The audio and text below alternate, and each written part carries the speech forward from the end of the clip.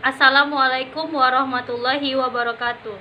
Saya Puspa Indriani akan mempresentasikan proposal saya yang berjudul Penerapan Pembelajaran Kooperatif Tipe Student Team Achievement Division atau STAT untuk meningkatkan kemampuan komunikasi matematis siswa kelas 8 TKA 2 MTS Darul Hikmah Pekanbaru.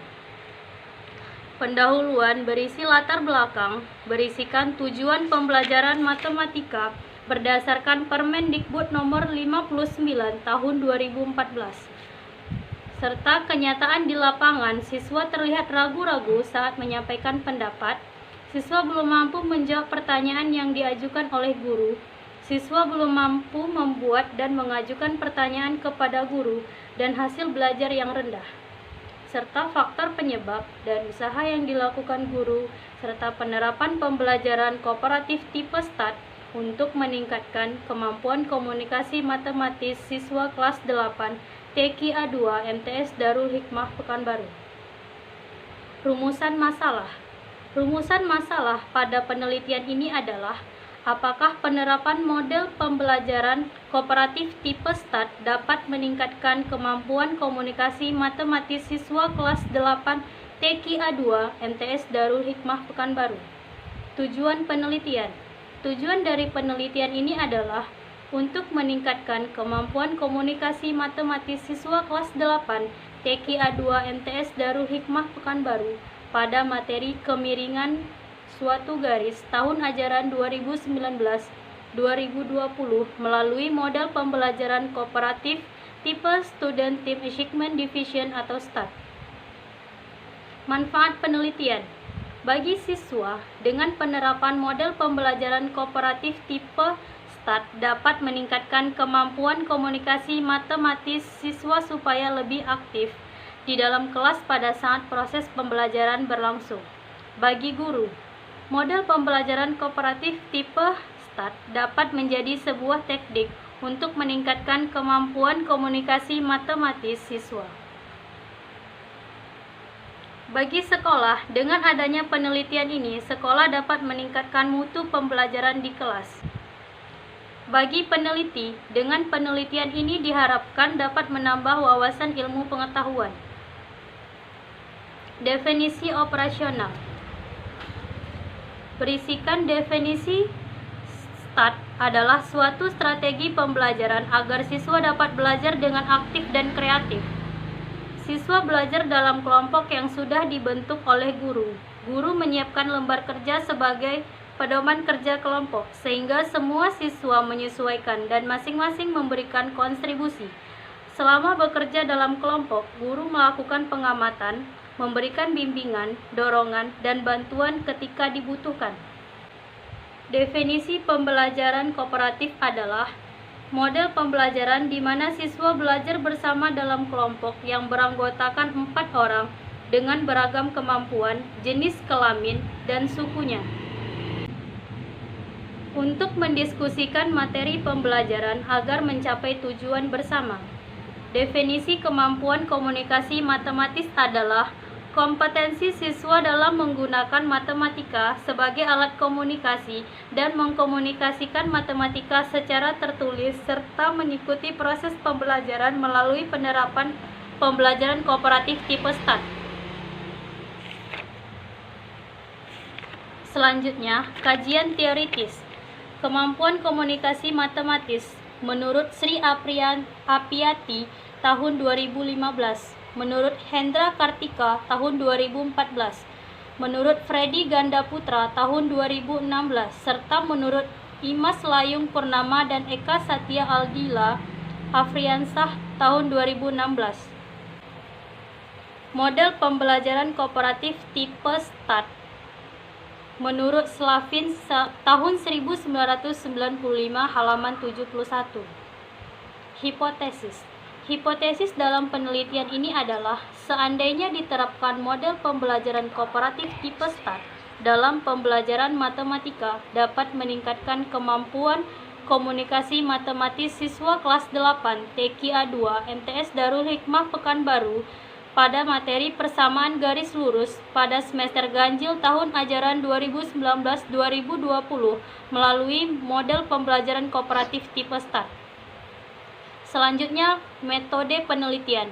Yang pertama, tempat dan waktu penelitian.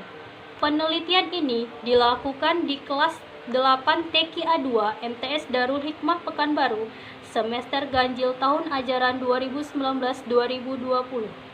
Jenis penelitian.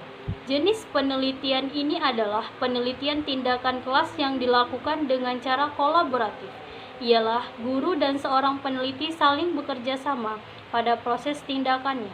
Pelaksanaannya dilakukan langsung oleh peneliti dan guru mata pelajaran sebagai pengamat pada saat proses pembelajaran berlangsung. PTK dilakukan dengan 4 tahap. Tahap yang pertama, perencanaan. Pada tahap ini, peneliti melakukan observasi langsung dengan masuk ke dalam kelas, mengamati proses belajar mengajar berlangsung, dan juga peneliti melakukan wawancara kepada guru mata pelajaran serta beberapa orang siswa. Setelah melakukan observasi, peneliti membuat pendahuluan berdasarkan hasil identifikasi masalah yang sudah ditemui selama mengamati proses belajar mengajar dan juga berdasarkan hasil wawancara. Pada tahap ini juga, peneliti menyusun perangkat pembelajaran. Tahap yang kedua, pelaksanaan. Pada tahap ini, peneliti mengajar di kelas yang dijadikan sampel seperti layaknya seorang guru. Peneliti mengajar berdasarkan pada perangkat yang sudah disusun. Tahap yang ketiga, pengamatan.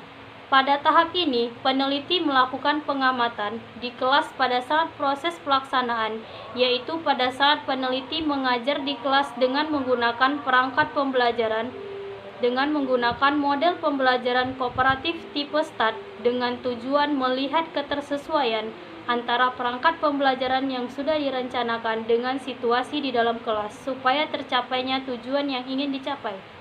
Tahap keempat, refleksi. Pada tahap ini, peneliti mengevaluasi apakah sesuai atau tidaknya antara perencanaan yang sudah direncanakan pada proses pembelajaran. Selanjutnya, yang ketiga, subjek penelitian. Subjek penelitian ini adalah siswa kelas 8 TKA 2 MTS Darul Hikmah Pekanbaru yang terdiri dari 16 orang siswa perempuan. Instrumen penelitian. Ada silabus. Silabus dari penelitian ini pada KD 3.4 yang berbunyi menganalisis fungsi linier sebagai persamaan garis lurus dan menginterpretasikan grafiknya yang dihubungkan dengan masalah kontekstual. Serta KD 4.4 yang berbunyi menyelesaikan masalah kontekstual yang berkaitan dengan fungsi linier sebagai persamaan garis lurus. Yang kedua, rencana pelaksanaan pembelajaran atau RPP. Ada 6 buah RPP. Yang ketiga, lembar kerja peserta didik atau LKPD. Ada 6 buah LKPD. Yang kelima, teknik pengumpulan data. Pertama, observasi. Observasi yang dilakukan peneliti dengan menggunakan pengamatan yang sudah disusun pada tahap perencanaan. Yang kedua, tes hasil belajar. Tes hasil belajar matematika siswa yang dikumpulkan peneliti berdasarkan dari hasil ulangan harian 1 dan hasil ulangan harian 2.